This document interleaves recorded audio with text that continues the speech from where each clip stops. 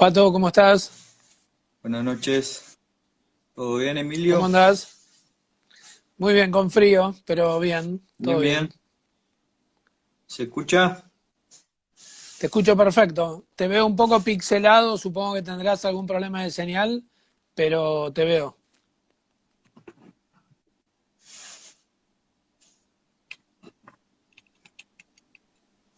Comenzamos con las Cuando vos quieras. presentaciones.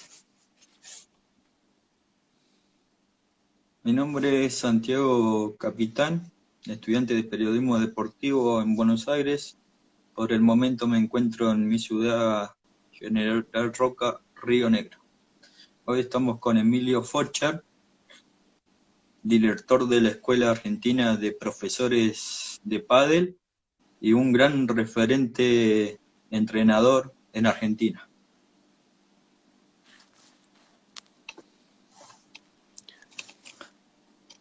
¿Cómo comenzaste en este deporte, Emilio?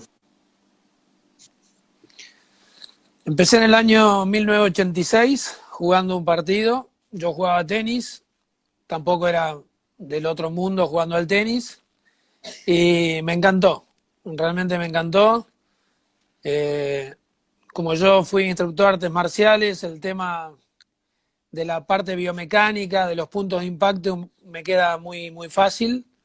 Y le agarré la mano y a partir del 86 me enfermé y jugué prácticamente todos los días, 5 sets, jugábamos a 5 sets. Así que bueno, después empezó el profesionalismo, empecé a seguir el profesionalismo y hice un curso de profesores de pádel con Cecilia Basigalupo, que fue a mi juicio la mejor jugadora argentina de la historia, campeona del mundo varias veces. Y a partir de ahí empecé a trabajar con ella por mi didáctica y porque yo creo que la parte biomecánica influye tan importante como la técnica. Y a partir de ahí fueron 30 años de carrera de distintos aspectos dentro del deporte. ¿Qué nos podrías contar de tu experiencia en el pádel? Cuando yo empecé a jugar, se jugaba con paletas de madera. Las paletas de madera tenían una virola de metal. Eso hacía que la paleta tenga un peso de 400, 420, 450 hasta medio kilo. Y obviamente tuve una epicondilitis como la mayoría. Mucha gente dejaba de jugar porque se rompía el brazo. Y ahí me llegó a mi mano el primer prototipo que se hizo de una paleta de goma. El inventor de la paleta de goma con el cual hoy se juega en todo el mundo es argentino, se llama Carlos Pérez. Y llegó a mi mano una de esas paletas. Entonces traté de conocerlo, lo conocí, le expliqué que era el futuro, la patentamos. Bueno, ahí fue una historia muy larga que no dejaban jugar con esa paleta porque no emitía sonido, hubo que aprobarla, hubo que ir a la Asociación de Pádel Argentino, pedir la aprobación de la misma. Después de un tiempo se aprobó, de ahí comenzó a todo el mundo a fabricar, impusimos la patente, se cobraban regalías y después se cambió algo del sistema constructivo y se hizo a como se construyen hoy las paletas, que no tienen un marco de madera, sino que es un tubo inflable con fibra de vidrio, y eso hizo caer un poco la patente de Carlos. Y a partir de ahí, bueno, monté mi fábrica de paletas, fui proveedor del Corte Inglés, que es lo más grande del mundo en cuanto a superficie y cantidad de edificios que hay a lo largo de toda España. Cuando el pádel comenzó a caer en la Argentina, me fui a España. Dicté cursos en Estados Unidos, en España, en Paraguay, en distintos lugares del mundo. Eh, Arbitré torneos del Padel Pro Tour, que fue el circuito profesional que fue antecesor del World Padel Tour. Fui una persona de confianza de la gente del Padel Pro Tour, como lo soy hoy del World Padel Tour. Tuve mi centro de entrenamiento, tuve jugadores muy importantes a los cuales entrené. Estuve de capitán de la Copa Presidente con Alejandro Lasáiguez. Transmití para Mucho Más que Pádel en Canal Plus. Canal Plus es el canal de deportes más importante de Europa. Transmitía todos los torneos y trataba de enseñar a jugar, explicando lo que buscaba hacer cada jugador cuando estaba dentro de la pista. O sea que, salvo desde el punto de vista dirigencial, creo que estuve abarcando todas las partes que puede tener una persona. Jugué al pádel bastante mediocre, aunque pude el hecho de jugar un torneo World Padel Tour, pero me tocó Ciro Sanz, que fue una pareja, si no uno de las 3, 4 mejores del mundo. Fue una sola experiencia en un torneo porque, al ser franco, faltaba un jugador para acompañar a un francés y por eso lo jugué. Así que desde jugar un torneo profesional hasta tener un centro de entrenamiento, ser coach, árbitro, transmitir para la televisión española, tuve mi programa de pádel que se llamaba Mucho Más que Pádel aquí en Uruguay, que es donde resido últimamente, de haber estado en la aprobación y la patente de la paleta de goma, que es la que se usa hoy en el mundo. Soy titular de Sizepin, que es una marca muy, muy importante, hace 30 años. Por esa marca pasaron Alejandro Lasáiguez, Robbie Gattiker, Cecilia Basigalupo, el Mago Sanz, hoy Velasteguín, o sea, de los que son hoy notables, Velasteguín, Juan Imieres, Miguel Lamperti, Agustín Gómez Cilingo. Y los avatares económicos de Argentina hicieron de que muchas veces no convenga exportar, como ahora. Por ejemplo, si ahora yo exporto y me mandan los dólares, el gobierno te da pesos y al peso oficial, que vale casi la mitad de lo que vale el dólar paralelo, y eso hizo que no haya continuidad en cuanto a Sizepin Europa, pero ahora sí, estamos con un proyecto de 6 años, con socios españoles y suecos, y ya las paletas se fabrican, por más que tengo mi fábrica en la Argentina, no dependemos de los avatares económicos de Argentina, sino que ahora también hay muy buenas fábricas en China, Pakistán y otros países de Asia. Es un poco mi currículum a lo largo de estos 30 años, que creo haber estado en casi todos los lugares que se puede estar dentro del pádel.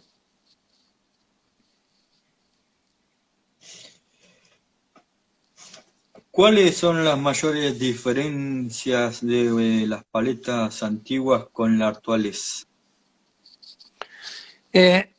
La base de todo es que superficie blanda.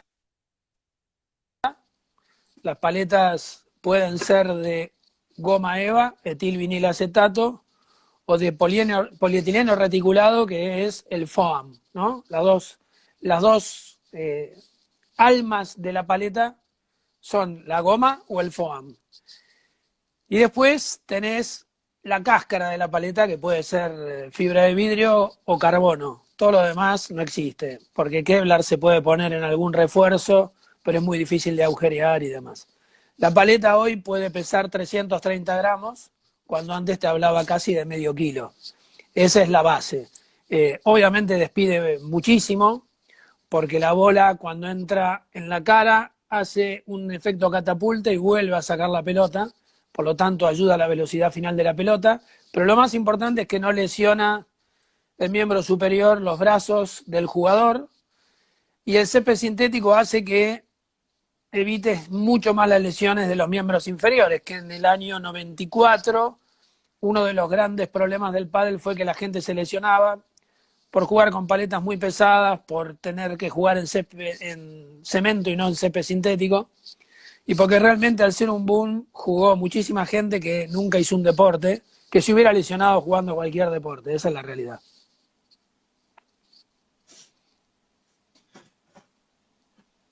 ¿Cuántas paletas usaste en el trayecto en el pádel? Si hablamos de marcas, 2 nada más en toda mi vida, en 30 años, porque fui el dueño de Sane durante un año, que fue el que inventó la paleta de pádel, Carlos Pérez, y Carlos Pérez vio en la Escuela Argentina de Profesores de Pádel, con mucha inteligencia, que los profesores son los que tienen un montón de alumnos y ellos mismos son los que van comprando la paleta, que buscan tener la paleta del profesor.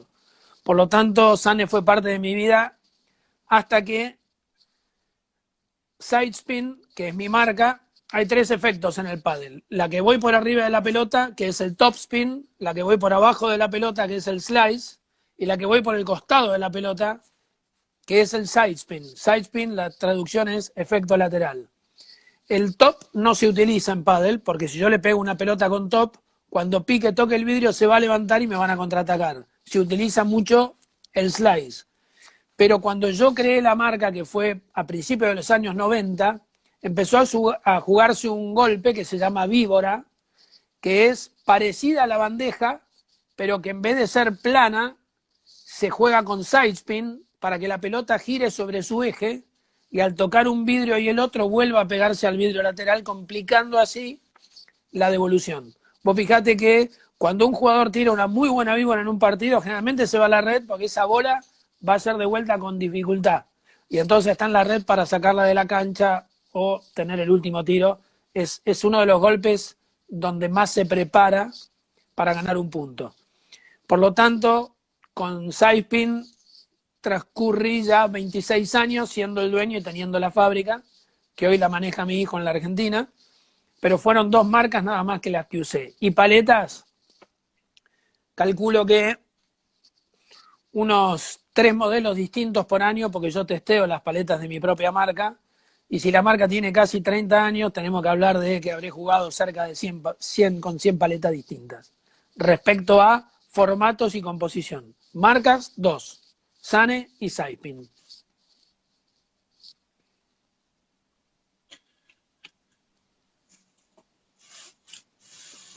¿Cuándo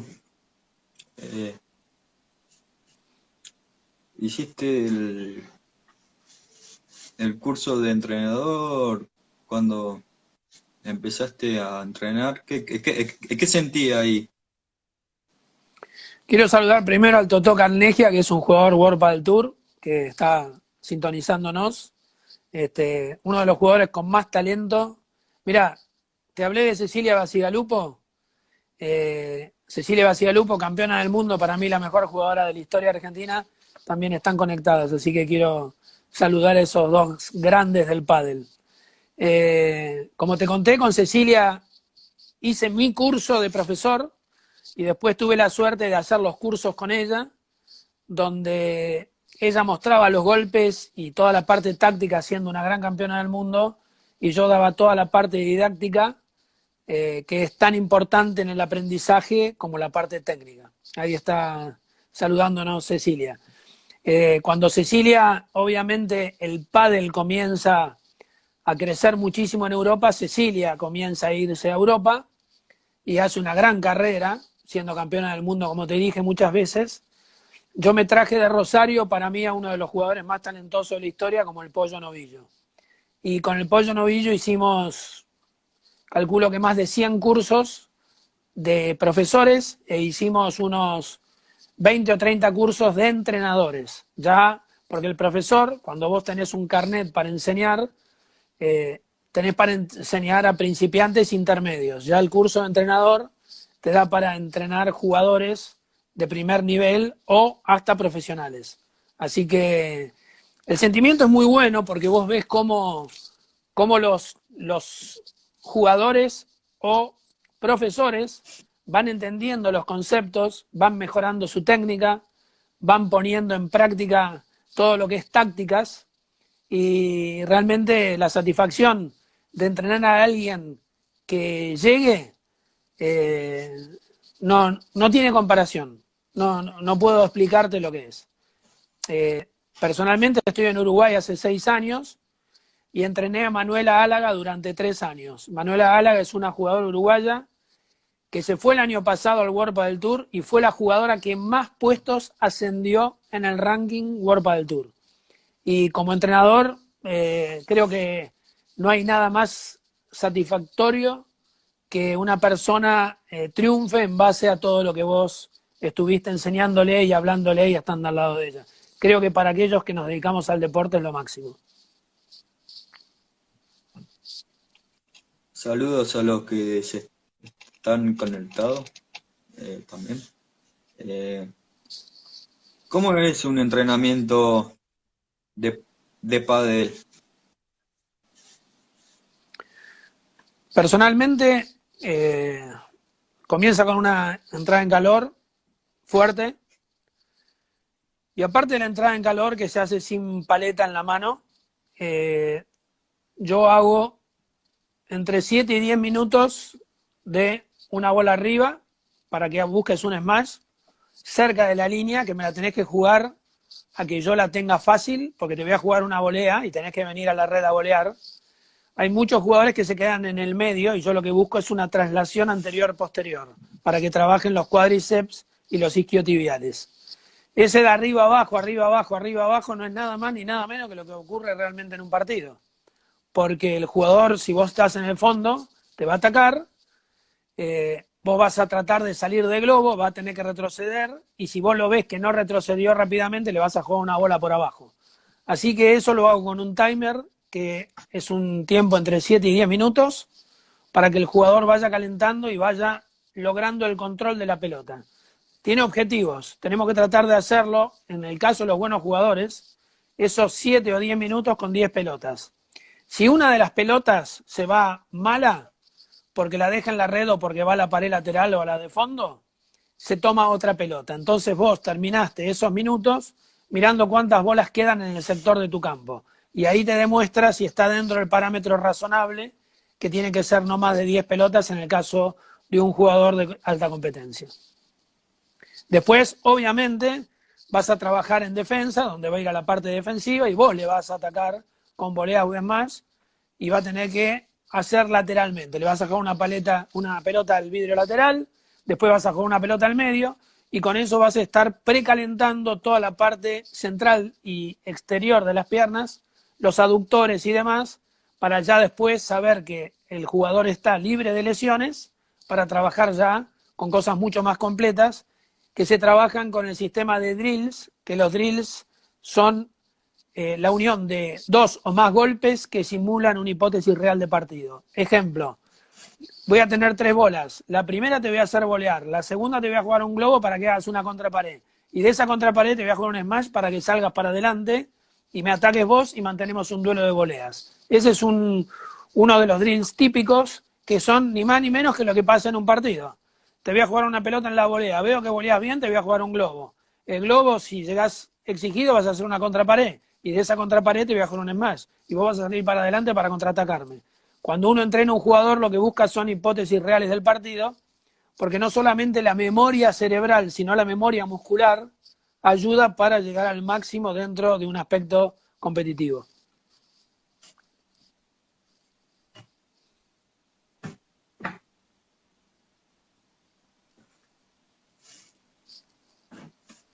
¿Cómo sobrellevaba la cuarentena? Como te dije, yo estoy en Uruguay, y en Uruguay no hay cuarentena. En Uruguay se apeló a una conciencia cívica, que la conciencia cívica es muy, muy grande. Uruguay, parece mentira que estuviera a 30 minutos de avión de la Argentina, porque desde el uso del idioma hasta el respeto que hay, cuando se pide algo todo el mundo cumple, existe el distanciamiento social, existe el barbijo, y Uruguay es, como podría decirte, como una provincia argentina con 3 millones de personas, ¿tá? Entonces, prácticamente no hay casos. Creo que hubo 28 fallecidos desde que empezó la cuarentena. Hay colegio, los chicos van al colegio, se puede jugar al pádel. Lo único que hay son restricciones respecto del barbijo, que es algo que creo que vino para quedarse, de que cuando entras a un supermercado, que antes quizás en el supermercado habían 100 personas, ahora van a haber 20, y a medida que sale uno entra otra, pero no hay cuarentena, no hay restricción, hay colegios, hay deporte, no hay deportes, aunque se cree que va a volver el fútbol profesional en agosto, o en septiembre, no me acuerdo bien, pero no es lo estricto que ha sido en otros países del mundo. ¿Estás dando clases virtuales? No, porque no hubo cuarentena, y lo que hago es directamente en cancha, sigo entrenando en cancha y con jugadores y con grupos y con todo. Hay un distanciamiento, hay obviamente protocolos sanitarios, de entre un turno y otro turno hay media hora para la limpieza de los vidrios, la red, pulverizar, como hizo el World Padel Tour en el torneo este fin de semana. Pero no hubo eso, no tuve necesidad de hacer nada virtual, simplemente sí de la parte de preparación física en un momento que estábamos todos mucho más escépticos a lo que pasaba y a la cantidad de fallecidos que hubo en todo el mundo.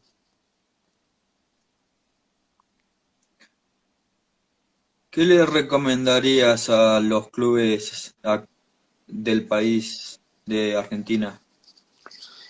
Yo estoy en la Unión Argentina de Trabajadores y Clubes de Pádel, algo que fue muy, muy importante. Lo organizó inicialmente un gran federativo como Venancio Mercado de la provincia de San Luis. Y creo que entre todos juntos hicimos protocolos, normativas, tratamos de explicarle a los intendentes, gobernadores, que el pádel no es un deporte de contacto. Rara vez te podés chocar con un jugador ante un smash de un rival que van los dos juntos a la pelota, pero si no el distanciamiento es muy grande. ¿Y qué se le puede recomendar? Y que ya están al límite, ya hay muchos clubes que no van a volver a abrir, muchísimos, porque los gastos de luz, de impuestos son tan grandes que no hubo ninguna moratoria respecto de eso, y creo que van a quedar menos clubes de los que habían. Aquellos que tienen la suerte de funcionar están trabajando mucho más que antes. ¿Sabes por qué? Porque al fútbol no se puede jugar más, al hockey no se puede jugar más, al rugby no se puede jugar más. Y toda esa gente está jugando al pádel, porque obviamente quiere hacer un deporte y juega al pádel o al tenis. Y alguien que no jugó tenis, ¿a qué va a jugar? Si el tenis te pasa buscando la pelota en las dimensiones, en los alambrados lejanos, juega todo el mundo al pádel. Es un muy buen momento. Yo creo que los clubes que estuvieron cerrados del interior, que ahora están en fase 4 o 5 y que pueden trabajar, están recuperando con creces todo lo que perdieron al principio. La desgracia es la provincia de Buenos Aires, Capital Federal y Chaco, que son los tres lugares donde están en fase 1 y realmente va a ser muy difícil que puedan volver a abrir muchos de ellos, desgraciadamente. Me están preguntando, Damiana, Emilio, si vemos el circuito español, ¿qué necesita Argentina para estar más integrada en cuanto a competencias? Yo le hice un reportaje el sábado pasado, no, el anterior, al presidente de la JPP, Damián Sánchez, y Damián con toda lógica me decía que hacer un torneo por streaming para Argentina es casi imposible, pero hagamos de cuenta que se puede hacer. ¿Cómo hacen los jugadores para trasladarse si las rutas están cerradas y cuando entras a una provincia está en cuarentena y tenés que hacer 14 días? Es imposible. Argentina en este momento está como estaba España o Italia hace 2 meses, tratando de que las camas no colapsen. Yo creo que Argentina no va a poder tener actividad este año a nivel profesional. Junto con Lisandro Borges es el organizador del World Padel Tour de Buenos Aires. Yo trabajo con él permanentemente 20 días antes. Organizo la quali del World Padel Tour, que es la que 2 jugadores entran a cuadro y este año 4. Las 2 parejas que lleguen a la final de la previa del World Padel Tour, que lo voy a hacer en Chaco, entran directamente a cuadro. Todavía nos mantienen una fecha que es o fin de noviembre o principio de diciembre. Pero la pregunta es, ¿va a haber una vacuna para ese entonces? Si no hay una vacuna, ¿quién va a arriesgarse a sentarse al lado de una persona que no conoce? Es muy difícil. Entonces, la parte de competencia, creo que Argentina, Chile, Sudamérica, Sudamérica no, América, porque Estados Unidos, ni hablar de cómo le está pasando de mal, y México tampoco. Yo creo que en América este año va a ser imposible. De hecho, el circuito American Padel Tour de Fabriz Pastor también dijo que este año en América no va a hacer nada. Así que creo que no va a haber no vamos a poder ver una competición argentina en el 2020. Ojalá me equivoque. Ojalá la pandemia cambie. No es que yo me equivoque. Verónica pregunta, ¿Cuáles son las lesiones más comunes en el pádel y qué recomendarás para evitarlo? Las lesiones más comunes son en miembros inferiores o miembros superiores. En miembros inferiores el cemento es muy traicionero y por algo todos los circuitos profesionales se juegan en vidrio y césped sintético. Entonces, vamos a adaptarnos a lo que tenemos. Quizás la mayor canchas de Argentina son de cemento. Punto 1, hacer una buena entrada en calor. Nadie la hace. Nadie. Hagámosla fuera de la cancha si no queremos perder la hora y media o la hora que tenemos de cancha. La entrada en calor es fundamental. Girar los tobillos, girar las rodillas, girar el tronco, mover los brazos, picar, trotar, caminar, hacer pasos de costado, hacer pasos hacia atrás, ni más ni menos que lo que vamos a hacer en la cancha. La entrada en calor es fundamental. Punto 2, tener un buen calzado. Un calzado bueno y ajustado, muy ajustado, para evitar problemas de lesiones.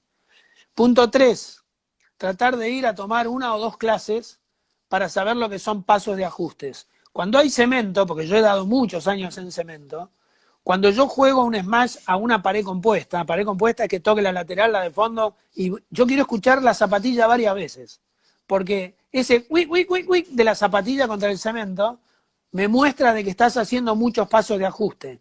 No hay que girar el tronco, porque ahí me rompo los ligamentos, me rompo la cintura, etcétera, etcétera. Entonces, tomar clase, por lo menos para la parte biomecánica, ¿no? Que son los ajustes que debo tener en mi cuerpo. Después, el error de, ¿me duele la muñeca? Dame la paleta más liviana que tengas. No, error. La pelota tiene un peso específico y más con la velocidad que viene, lo multiplica. Si yo tengo algo muy liviano, toda esa vibración del contacto de la pelota y la paleta me va a repercutir en la muñeca, en el codo y en el hombro. Hay que jugar con un peso acorde en el brazo para no lastimarte. En el caso de las mujeres, no menos de 360 y no más de 370. En el caso de los hombres, no menos de 370 y no más de 385. Con eso ya vamos a tener mucho menos lesiones en miembros superiores. Y hay 2 cosas que son muy importantes antes de competir o de entrenar. Hacer una buena entrada en calor y hacer una buena vuelta a la calma. ¿Por qué? Porque vos salís de una clase o de un partido con las pulsaciones a 120 y tenés que agarrar el auto y manejar a tu casa, bajar las pulsaciones, elongá, abrí tus pies a la altura de los anchos de hombros, tratá de tocar las manos con el piso, quedate así un tiempo largo, tomate del empeine cada pierna y elongá los cuádriceps hasta que te tiren un poco. Hay una serie de ejercicios que son muy importantes para que el músculo que se contrajo durante el momento que juego y el corazón que subió las pulsaciones a 120, 140, vuelva a 90 y yo termine relajado. Eso se llama vuelta a la calma.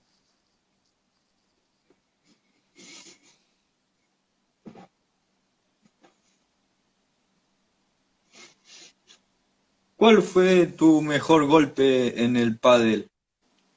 Enseñar. Enseñar y la salida de pared. Técnicamente lo mío fue bastante malo respecto de la volea y el smash.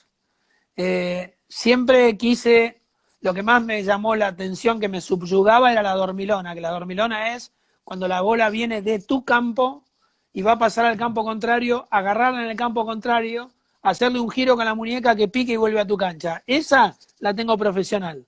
Ahora, no me mires en la volea ni en el smash, porque realmente no son regulares, son malas. La salida de pared es muy buena, el globo es muy bueno y la dormilona es muy buena. Con eso me divierto jugando con muy buenos jugadores. Lo más importante que tiene un jugador es saber qué hacer en el momento que... Acá quiero saludar a Tony Valle. Tony Valle es una persona que estuvo en el pádel igual que yo desde el comienzo. El va de Valle es el va de Barlion, ¿tá? O sea que fue fundador de Barlion, que es una de las mejores paletas del mundo. Aparte tiene una de las mejores fábricas de ropa deportiva. Aparte fue presidente de Pelota Paleta. Así que un gran saludo porque es una persona muy, muy importante en el pádel argentino. Que el pádel argentino también le debe mucho. Saludos. Eh, Del último torneo que se jugó en Madrid, ¿qué nos podrías contar?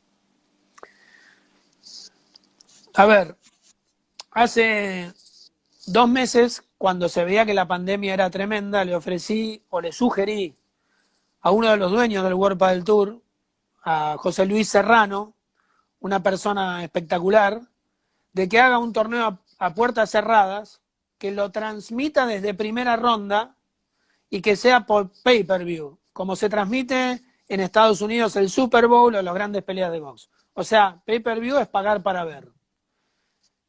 Hubiera sido realmente muy bueno y muchos van a decir, no todos podemos pagarlo. Bueno, se juntan entre tres, uno lo paga y lo ven todos juntos.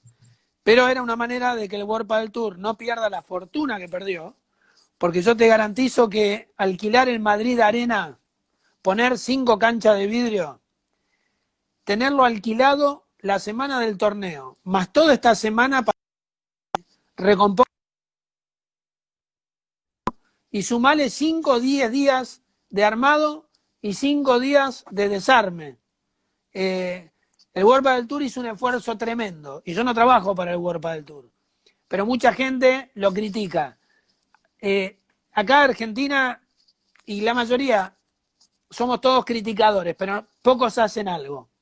También pusieron un esfuerzo muy grande los jugadores, cediendo dinero en algunas cosas que no viene al caso decir, y arriesgándose a ir a un torneo donde tenés más o menos 100 jugadores de hombres y 100 jugadores de mujeres, desde pre-previa a cuadro. Si bien todos los protocolos sanitarios estuvieron espectacularmente bien, hay que estar donde van 200 personas en medio de una pandemia, porque si bien España liberó, también está en un momento difícil que se esperan rebrotes también. El torneo fue espectacular, desde la pre-previa, porque los jugadores de pre-previa generalmente son derivados a clubes que tienen otro tipo de canchas y sin embargo acá jugaron todos en el mismo lugar, algo que no sucede nunca, jamás. Eso mostró el brillo de las pre-previas y de las previas y ocurrió un hecho histórico, que las primeras 8 cabezas de serie de la previa perdieron su primer partido. Los que salen adelantados, que juegan un partido menos porque tienen más puntos, que se supone son de mayor jerarquía, salieron adelantados y todos perdieron el primer partido. Es la primera vez que ocurre en la historia del pádel. Ese es otro hecho destacable. Y para mí el más destacable, que con el campeonato de Lebrón Galán se muestra que hay un nuevo pádel. Hay un nuevo pádel.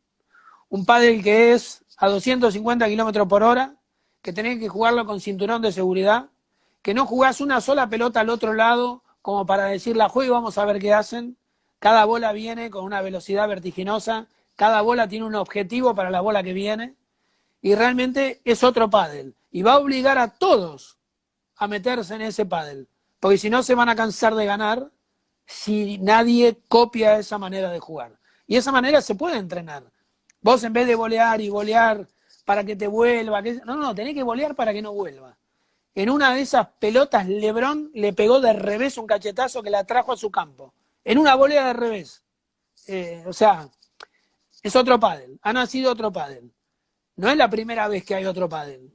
Las Aigues Gattiker manejaron el año 1990 el profesionalismo, de 1987 a 1995 lo manejaron ellos dos. En el 2000 hubo otro pádel, que fue el de Juan Martín Díaz, ¿tá? Que le dio al jugador de derecha otra identidad, de ataque, de reflejo, de que se puede ir uno adelante y otro atrás, cosa que antes estaba prohibida en los libros. El 2010, Pelasteguín le da una nueva fisonomía al pádel, con errores no forzados, con una táctica impresionante, con Juan Martín Díaz y con Pablo Lima. Y ahora están Lebrón y Galán, que dicen, señores, bienvenidos al pádel del 2020. Esto es a máxima velocidad, atletas, y un pádel a 3 bolas, a 3 golpes. Ellos tratan de definir en 3 golpes. Si no lo definen, es mérito tuyo. Así que creo que presenciamos algo que va a ser histórico. ¿Qué nos podrías contar del campeonato de Galán y Lebrón? Mira, el primer partido que jugaron perdieron un set. Ahí tenés que al igual que los que otros que llegaron a la final, de Lima con Paquito Navarro también. Y vos fijate que Lima y Paquito Navarro, en Marbella, que fue el único torneo que hubo antes que este, perdieron con Gómez y Lingo y Dineno también el primer set. O sea, vos decís, vos ves jugar esa final y vos decís, si yo estuviera en lugar de Ramiro Choya, que es el entrenador de Lima y Paco Navarro, ¿qué les digo? ¿Qué les digo? Porque no puedo creer lo que estoy viendo. Porque ellos también jugaron rápido y cuando la bola estaba por venir, tocaban con la punta de la paleta y la tocaban y el punto seguía. Vos decís, ¿cómo les gana un punto? Sin embargo, en Marbella, Stupasuk con Dios. Este es con Sancho Gutiérrez. Estos son los 66 años que ya entro en lagunas, que puedo esquiar en las lagunas. Tuvieron 8 match points para ganarle a Lebrón Galán. 8 match points. Entonces, para jugar a 250 kilómetros por hora, tenés que estar muy fino. Si un día no estás fino, podés irte a la banquina. Por lo que mostraron, la verdad, estoy tachando los días como los presos en la pared para esperar que llegue el próximo torneo y ver si pueden repetir lo que hicieron en este, que realmente fue espectacular. Y lamento que transmitan solamente desde el viernes en cuarto de final, porque realmente sería buenísimo verlos desde el primer partido. Pero bueno, el World Padel Tour decidió no cobrar en su perjuicio económico para tener una transmisión de excelencia como tienen, con repetición de puntos, con cámara lenta, con un montón de cosas. Así que son decisiones de aquel que tiene la pelota bajo la suela y la tiene el World Padel Tour, porque yo te garantizo que deben haber perdido una fortuna con este torneo.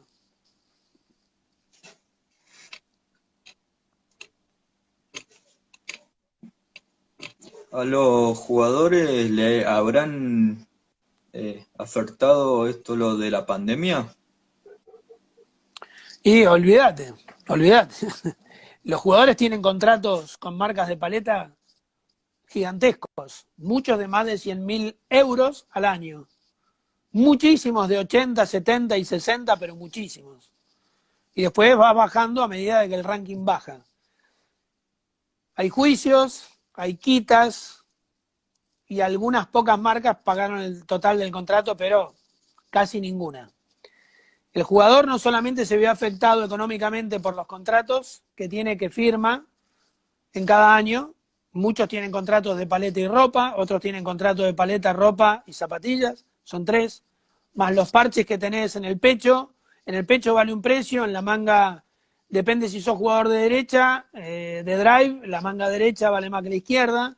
Bueno, con todos esos, dijeron, chicos, no hay torneo, yo no puedo pagar. Y la otra entrada que tienen son World Padel Tour y exhibiciones. No tuvieron nada. La otra vez estaba leyendo que un jugador que llegó al máster de dobles de tenis estaba de repositor en un supermercado. Obviamente, como marca, te digo que vos no podés pagar el 100% de un jugador si yo no puedo vender una paleta. Entonces, todos tenemos que sentarnos a negociar para ver y que cada uno entienda la situación del otro. El jugador me va a decir, bueno, no puedo jugar torneo, lo único que tengo es el contrato con tu marca. ¿Cómo arreglamos? Y ahí es donde a veces se puede arreglar y donde a veces terminás en juicio. Así que los jugadores sí fueron muy, muy afectados durante la pandemia, y habla muy, muy bien de los jugadores de que no hubo ninguna lesión en un torneo donde se jugaron el todo por el todo después de una pandemia. Quiere decir que han entrenado en su casa como si hubiese sido sin pandemia, por lo menos la parte física. Así que hay que manifestarlo porque no hubo una sola lesión importante de ningún jugador. Cristian Gutiérrez fue el único jugador que debió salir de un partido por una lesión, pero fue el único. Y del femenino. El femenino ¿qué nos podríamos? sorprendió que Marta Marrero, para mí, hoy, gramo por gramo, la mejor jugadora, haya perdido y no haya estado en la final, que la ganó obviamente Alejandra Salazar, que era compañera de Marta Marrero, o sea, son las dos parejas más importantes, y extrañó que haya perdido en 2 sets corridos, pero hay cuatro parejas muy, muy buenas dentro de la parte femenina que cualquiera puede dar la sorpresa en cualquier momento. Y dentro de las 4 que te hablo no están las gemelas Sánchez Alayeto, que eran las número 1 hasta que una de ellas se lesionó, pero hay que ponerle unas fichas porque por algo fueron número 1. Pero volver de una lesión no es la lesión, sino la parte psicológica la que te hace encoger un poco el brazo. Acá en estos partidos, como pueden ser las semis, muchos de cuartos y demás, influye la parte psicológica. Y cuando un jugador viene de una lesión, la parte psicológica es muy importante, y yo creo que es la única manera que veamos que Majo y Mapi Sánchez Alayeto no estén en las definiciones. No estuvieron en el primer torneo, no estuvieron en la segunda, no llegaron a semifinales. Entonces creo que ahí tenés otra pareja muy buena, la tenés a Delfina Brea, la hija de Nito Brea, como uno de los mejores proyectos argentinos. La chaqueña Virginia Riera metió un cuarto de final para hablar de los argentinos. Y bueno, tanto Delphi Brea, que tiene un futuro enorme, como Virginia Riera, que ha mostrado acá con Silvana Campus que eran imbatibles en el circuito profesional, creo que hay que apostarles una carta a ellas también. Vamos con las últimas preguntas, Emilio. Dale. ¿Cuál es tu referente en el pádel?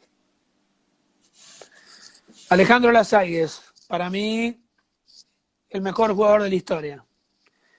Pero pará, Velasteguín fue 16 años número 1. Sí, por supuesto, un monstruo. Pero a mí el que me asombró mucho más fue Alejandro Lasaigues. Ale Lasaigues fue un jugador profesional 100%. Dentro y fuera de la cancha, con actitudes, con responsabilidad. No lo vi, no hay quien pueda decir nada de Alejandro. Un pádel que fue impresionante porque Alejandro lo tuvo todo, absolutamente todo. Tuvo talento, jugó Vela también. Respecto a lo que te voy a decir ahora, Ale jugó con el hermano sin jugar torneos, ganó torneos. Cuando Robbie se iba de gira de tenis, porque Robbie Gattiker a veces se iba de gira de tenis, o no podía jugar con Ale por una lesión que tuvo muy poca Robbie, Ale le decía a cualquiera de jugar y Ale salía campeón. Vela tuvo un paralelismo parecido cuando Pablo Lima se rompe el brazo, también jugó con un gran jugador, pero ya veterano, y ganó los 2 torneos. Entonces, mi referente es Ale Lasaigues, porque es un jugador de derecha, porque he tenido la suerte de jugar con él muchas veces, y porque tomó el pádel de una manera distinta, sin dramas. Alejandro no se tomaba el pádel dramático, y eso lo manifestaba permanentemente. Muchas veces se mordía el dedo mientras el partido estaba en riesgo. Venía un globo de noche y él se corría para ver dónde estaban los rivales sin mirarlos, y salía de pared con una de las mejores salidas de pared de la historia, de bola lenta, porque la de Paquito Navarro, la gilet de Paquito Navarro de salida de pared, es la mejor de la historia y del mundo. Pero Ale salía con bolas lentas en ese metro que vos le dejabas. Porque si vos te pones a pensar, la cancha son 200 metros cuadrados y 2 personas tienen que cubrir 100 metros cuadrados. Siempre te van a dejar un espacio. La idea era que Ale lo veía ese espacio y te ponía la bola a la velocidad justa para que vos no llegues. Mi referente, Ale Lasaigues, sin duda. ¿Qué le recomendarías a los que se están iniciando en el pádel? Primero que lo disfruten, porque es un deporte y el deporte hay que hacerlo para disfrutar. Segundo, que se cuiden, que tomen esas precauciones de la entrada en calor, de la vuelta a la calma, de que tomen 2 o 3 clases con alguien que sepa, como para que les enseñe a no lastimarse dentro de la cancha y le dé una mayor visión de lo que es el juego. Y aquellos que realmente les gusta y tienen condiciones, que el pádel hoy, el circuito profesional del World Padel Tour reparte varios millones de euros al año, millones, sin hablar de los contratos, como te dije, de paleta, de indumentaria, de zapatilla, de publicidades. Y hay otro circuito, que es de Fabrice Pastor, el American Padel Tour, con muy grandes premios también, que no le permiten jugar a los que están bien rankeados. O sea que tenés el torneo argentino de la JPP, que tiene muy buenos torneos de muy buen dinero. Después podés saltar al American Padel Tour y después tenés el World Padel Tour. Entonces, les aconsejo divertirse, tomarlo en serio aquellos que quieren competir y que hoy tienen varios trampolines y una llegada que los puede hacer trabajar de este deporte. ¿Y cuál es la diferencia entre el pádel de Argentina y el de España? El primer punto es el apoyo. En Argentina no hay apoyo. Hay una asociación que está hace 30 años que no hace absolutamente nada por el pádel y mucho menos por la gente, por los jugadores. Vos pensás que en un mundial los jugadores de Argentina, que son los campeones del mundo, se tienen que pagar los pasajes. Los jugadores de España, no solamente que le pagan los pasajes, sino que le dan un fijo, que no me acuerdo si son 2.000 o 3.000 euros, y que si salen campeones le dan 2.000 euros más. Con eso te digo todo. De ahí para abajo, lo que vos quieras. Entonces, al pádel argentino le falta, primero, en la crisis económica que estamos, buenos sponsors. Pero más allá de todo, una asociación que vele por el crecimiento del pádel. Te hablé de Alejandro Lazaez, 15 años, número 1 del mundo, y en los Olimpia no estaba ternado el deporte. Eso es simplemente una gestión dirigencial, de decir, señores, miren que el pádel existe. No solamente en la Argentina, sino que tenemos el número 1 hace 15 años, que va a estar en los Guinness. Bueno, ni eso. Entonces, sin apoyo es muy difícil. Por último, ¿les querés mandar saludos a tu entorno y a los que se han conectado? Bueno, ahora está Raúl Coe, que es un amigo, hijo de punta, un entusiasta, una persona que ha puesto mucho dinero en el pádel, sin querer nada a cambio. Se acaba de conectar ahora que termina la entrevista, así que quiero saludarlo porque hablábamos de lo que es el apoyo tan importante para un deporte. Bueno, la persona que se acaba de conectar realmente lo entiende así y ha ayudado a muchísima gente, hasta regalándole su paleta a chicos que no tienen dinero. Lo he visto yo en muchos torneos, se ha vuelto sin paleta. Entonces, saludar a Raúl Coe, a Cecilia Basigalupo, campeona del mundo, que está conectada.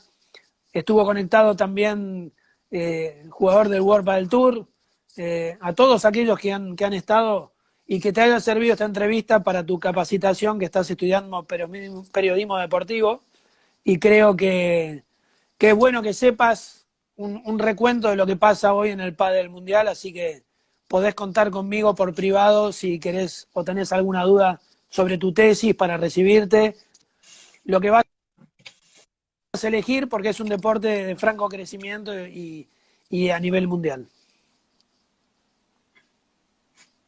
Te quiero agradecer por las palabras, Emilio, y muchas gracias por esta entrevista y me va a servir mucho para mi carrera deportiva. Y te mando un gran abrazo de Río Negro.